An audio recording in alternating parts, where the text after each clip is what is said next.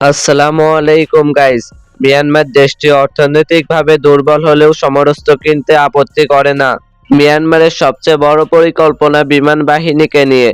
কারণ বিমান বাহিনী হচ্ছে সকল সেক্টরের সহযোগী, অর্থাৎ সেনাবাহিনীর কাজে আসবে, আবার নৌবাহিনীরও কাজে আসবে। দেশটির বিমান বাহিনী ইতিমধ্যে যথেষ্ট শক্তিশালী, তবে আগামী দিনে যুগের সাথে তাল মিলিয়ে চলতে পঞ্চম প্রজন্মের যুদ্ধ বিমান কিনতে আলোচনা করছে।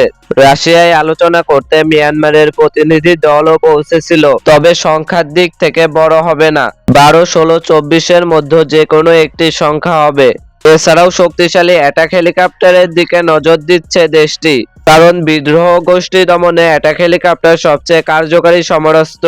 তাই রাশিয়ার সবচেয়ে আধুনিক MI-28 অ্যাটাক হেলিকপ্টার কিনবে। সংখ্যার দিক থেকে এটি অনেক বড় হবে। দেশটির ম্যাগাজিনে প্রকাশিত তথ্য অনুযায়ী এই সংখ্যা 30 থেকে 50টি পর্যন্ত হতে পারে। ফলে এই হেলিকপ্টার বাংলাদেশ সেনাবাহিনীর জন্য দুঃস্বপ্নে পরিণত হবে। তাই বাংলাদেশের উচিত বিমান বাহিনীর সক্ষমতা বাড়ানো। আজকের ভিডিও এই পর্যন্তই। দেখা হবে পরবর্তী কোনো ভিডিওতে নতুন কোনো বিষয় নিয়ে। ততক্ষণ আমাদের চ্যানেলটি সাবস্ক্রাইব করে আমাদের পাশেই থাকবেন। আসসালামু আলাইকুম।